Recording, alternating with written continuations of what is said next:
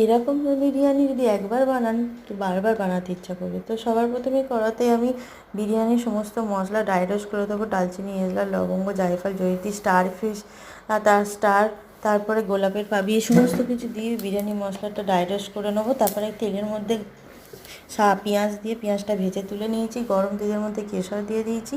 এবারে কেটে রাখা আলুগুলো দিয়ে ভালো করে ভেজে তুলে নিলাম। আদা রসুনের পেস্টটা ছেঁকে দিয়ে দিলাম।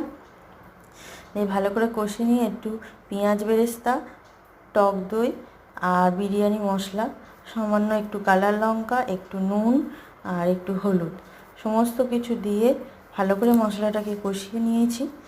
কষিয়ে নেওয়া হয়ে গেলে এর মধ্যে ভেজে রাখা আলুটা দেব।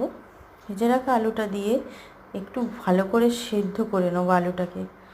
আলুটা ভালো করে সেদ্ধ হয়ে গেছে, তুলে নিয়েছি। আর মটনটা আপনাদের দেখানো হয়নি। মটনটা আমি আগে থাকতেই প্রেসারে দালচিনি, এলাচ, লবঙ্গ দিয়ে একটা দুটো সিটি মেরে নিয়েছিলাম। দিয়ে কড়াইতে কষানোতে দিয়ে দিয়েছি। তারপরে কষানো হয়ে গেছে, আমি নামিয়ে রেখে এবারে ভাতের জন্য জল বসিয়ে দিয়েছি। সমস্ত কিছু মশলা একটু দিয়ে দিলাম, একটু সাদা তেল দিয়ে দেবো আর দিয়ে দেবো একটু নুন। জলটা ভালো করে ফুটে গেলে ভাতটা করে নামিয়ে নিলাম।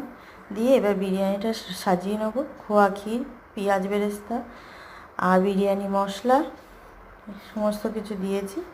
এবারে একটু বিরিয়ানির যে গ্রেভিটা ছিল সেটা একটু দিলাম। এবারে এটা দিয়ে দিলাম, দুধ আর কেশর ভেজানোটা দিয়ে দিলাম, গোলাপ জল, একটু কেওড়া জল আর একটু গুঁড়ো দুধ, সমস্ত কিছু দিয়ে আবার একটু মশলাটা দিয়ে দিলাম।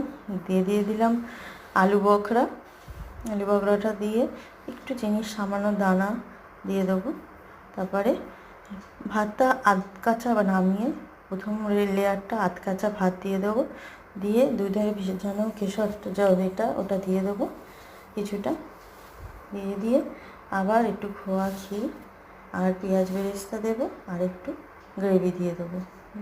দিয়ে সমস্ত ভাত একবারে ঢেলে দিয়েছি। দিয়ে এবার খোয়া ক্ষীর, পেঁয়াজ বেরেস্তা, একটু গুঁড়ো দুধ আর বিরিয়ানির মশলা এই সমস্ত কিছু দিয়ে একটু উপর দিয়ে গ্রেভি দিয়ে দিলাম। তারপরে পুরো দুধটা ঢেলে দিলাম। গোলাপ জল, কেওড়া জল, মিঠা আতর আর গাওয়া ঘি সমস্ত কিছু দিয়ে ঢাকনা মুড়ে দিয়ে ব্যাস 15 থেকে 20 মিনিট